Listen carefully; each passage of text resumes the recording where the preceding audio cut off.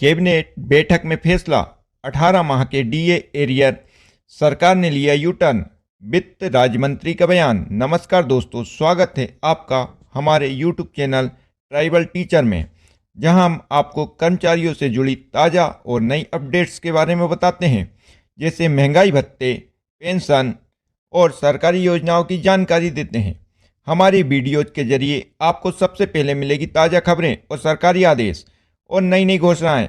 अगर आप भी जानना चाहते हैं कि आपको पेंशन या वेतन में क्या बदलाव होने वाला है और कर्मचारियों के लिए सरकार ने क्या नए आदेश हैं, तो हमारे चैनल ट्राइबल टीचर को सब्सक्राइब करें और घंटी को जरूर दबाएं ताकि कोई भी महत्वपूर्ण जानकारी आपसे छूट न जाए। और चैनल को लाइक और शेयर जरूर करें। आपका एक प्यार भरा लाइक हमें मोटिवेट करता है नई नई जानकारी लाने के लिए। तो चलिए साथियों, चलते हैं खबर की ओर। साथियों, एक बार फिर केंद्रीय कर्मचारियों का डीए बढ़ाने जा रही है सरकार ने। आने वाली कैबिनेट मीटिंग में कर्मचारियों का डीए 3% बढ़ाने का फैसला किया है। तो साथियों, अब केंद्रीय कर्मचारियों को दीपावली के पहले 53% दर से 3 महीने का एरियर भी मिलेगा। इसके साथ एक अन्य खबर की ओर भी अपना रुख करते हैं। सेवंथ पे कमीशन के तहत केंद्र सरकार के कर्मचारियों और पेंशन धारकों को महंगाई भत्ता डीए और महंगाई राहत डीआर का 34,000 करोड़ से अधिक का एरियर बकाया है। यह एरियर कोविड-19 महामारी के दौरान रोक दिया गया था, जिसमें लाखों कर्मचारी और पेंशनर प्रभावित हुए। अब एक बार फिर यह मुद्दा गरमाया हुआ है और कर्मचारी इस एरियर के भुगतान की मांग कर रहे हैं। कोविड-19 महामारी के कारण उत्पन्न आर्थिक संकट को देखते हुए केंद्र सरकार ने 1 जनवरी 2020, 1 जुलाई 2020 और 1 जनवरी 2021 की 3 किस्तों में डीए और डीआर का भुगतान रोक दिया था। उस समय सरकार ने यह निर्णय देश की आर्थिक स्थिति को स्थिर रखने के उद्देश्य से लिया था, जिसके द्वारा 32 करोड़ की राशि बचाई गई थी। आप देख सकते हैं टेबल में किए गए डीए की वास्तविक दर में वृद्धि होती गई, लेकिन सरकार ने केवल 17% के दर से ही इसका भुगतान किया। वित्त राज्य मंत्री पंकज चौधरी ने संसद में सरकार की स्थिति स्पष्ट करते हुए कहा कि महंगाई भत्ता और महंगाई राहत का भुगतान कोविड महामारी के दौरान आर्थिक संकट से निपटने के लिए रोका गया। उन्होंने यह भी कहा कि सरकार ने इस कदम से उस समय देश की वित्तीय स्थिरता बनाए रखने में सफलता पाई थी।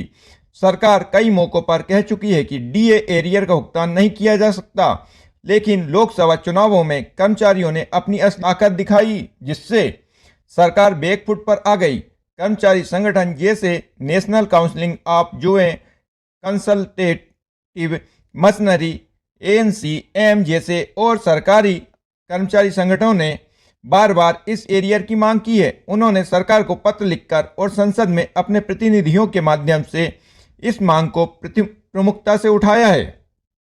कर्मचारी संगठनों का कहना है कि अब जब देश की आर्थिक स्थिति में सुधार हो रहा है, तो सरकार को 18 महीने के एरियर का भुगतान करना चाहिए। विपक्षी दल भी इस मुद्दे पर सरकार को घेर रहे हैं। समाजवादी पार्टी के सांसद अखिलेश यादव ने संसद में यह मुद्दा उठाते हुए कहा कि जब देश की आर्थिक स्थिति में सुधार हो रहा है, तो कर्मचारियों का एरियर क्यों नहीं दिया जा रहा है। अधिकारों की रक्षा की मांग की है और सरकार पर दबाव बढ़ा दिया है। 44,000 करोड़ के बकाया डीए एरियर का इंतजार कर्मचारी बेसब्री से कर रहे हैं।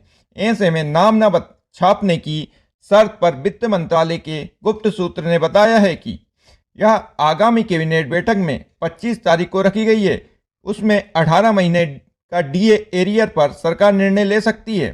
विपक्षी दलों के दबाव और कर्मचारी संगठनों की लगातार मांग के कारण कर्मचारियों की मंशा पूरी होने वाली है। कर्मचारियों की आर्थिक स्थिति और उनके भविष्य की दृष्टि से यह मामला काफ़ी महत्वपूर्ण है और सभी की नज़रें सरकार के अगले कदम पर टिकी हुई हैं। साथ ही पेंशन भोगियों के लिए बड़ी खबर निकल कर आ रही है। पेंशन भोगियों के लिए बड़ी खबर, छोटी सी गलती से झटके में खाली हो सकता है अकाउंट। ध्यान नहीं दिया तो होगा लाखों का नुकसान। पेंशन भोगियों के साथ साइबर के मामले बढ़ते ही जा रहे हैं, जिसमें धोखाधड़ी करने वाले नए नए तरीके अपना रहे हैं। इसमें लाइफ सर्टिफिकेट और पेंशन संशोधन के नाम पर पेंशन भोगियों को लुभाना और फिर उनसे धोखा करना शामिल है। हाल ही में इनकम टैक्स रिफंड के नाम पर भी एक नई ठगी की रणनीति सामने आई है। पहले साइबर अपराधी पेंशन भोगियों को मैसेज भेजकर लाइफ सर्टिफिकेट जमा न करने की स्थिति में पेंशन नहीं मिलने की धमकी देते हैं। इस तरह के मैसेज में एक लिंक होता है जिस पर क्लिक करने पर पेंशन भोगी अपना बैंक डिटेल भर देते हैं, जिससे वे फ्रॉड का शिकार हो जाते हैं। इसके बाद अपराधी पेंशन भोगियों को फोन करके कहते हैं कि पेंशन में संशोधन हुआ है और उन्हें आगे की प्रक्रिया के लिए ओटीपी शेयर करने की जरूरत है। इस तरह के कॉल्स में ओटीपी देने से पेंशन भोगी अपनी पेंशन और अन्य वित्तीय संसाधनों को खो बैठते हैं। वहीं नई रणनीति में अपराधी इनकम टैक्स रिफंड के बहाने पेंशन भोगियों को लक्षित कर रहे हैं। वे पेंशन भोगियों को मैसेज भेजते हैं कि उनका रिफंड तैयार है और उसे प्राप्त करने के लिए वे एक लिंक पर क्लिक करके अपनी जानकारी अपडेट करें। यह लिंक उन्हें एक फर्जी वेबसाइट पर ले जाता है जहां उनकी व्यक्तिगत और बैंक संबंधी जानकारी चोरी हो जाती है। सरकार और इनकम टैक्स विभाग ने पेंशन भोगियों को सतर्क रहने की सलाह दी है। उन्होंने यह भी सलाह दी है कि किसी भी संदिग्ध मैसेज या ईमेल को तुरंत नज़रअंदाज करें और इसकी शिकायत पुलिस में करें। इस तरह की ठगी से बचने के लिए पेंशन भोगियों को अधिक सतर्क रहने की आवश्यकता है। विशेष रूप से उन्हें किसी भी अनजान लिंक पर क्लिक नहीं करना चाहिए और न ही अपनी व्यक्तिगत जानकारी को किसी भी अनधिकृत स्रोत के साथ साझा करना चाहिए। ऐसे में जागरूकता और सावधानी उनकी सुरक्षा की कुंजी है। साथ ही पेंशन भोगियों के लिए बड़ी खबर निकल कर आ रही है। पुरानी पेंशन बहाली, कर्मचारी संघों की मांग से सरकार की फिर बड़ी टेंशन। जाने क्या है कर्मचारियों का प्लान।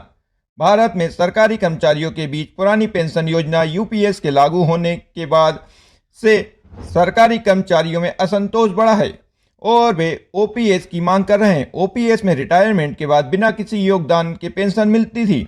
ओपीएस को हटाने और एनपीएस को लागू करने के बाद से ही कर्मचारी इस निर्णय के विरोध में हैं।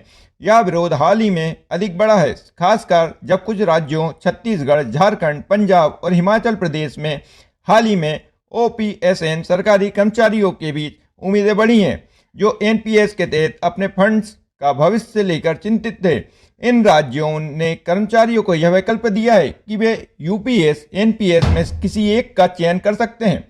हालांकि इस बीच केंद्रीय सरकार ने स्पष्ट किया है कि एनपीएस को पूरी तरह से समाप्त नहीं कर सकते हैं। ओपीएसजी संघों ने ओपीएसएन तैयार की है। वे कानूनी उपायों पर भी विचार कर रहे हैं ताकि एनपीएस के तहत किए गए योगदान को वापस लिया जा सके। हाल ही में पंजाब सरकार ने अपने कर्मचारियों को एनपीएस योगदान को जीपीएन, जनरल प्रोविडेंट फंड खातों में स्थानांतरित करने की योजना बनाई है, जिससे कर्मचारियों को अधिक वित्तीय सुरक्षा मिल सके। ओपीएसजी तनाव बढ़ गया है।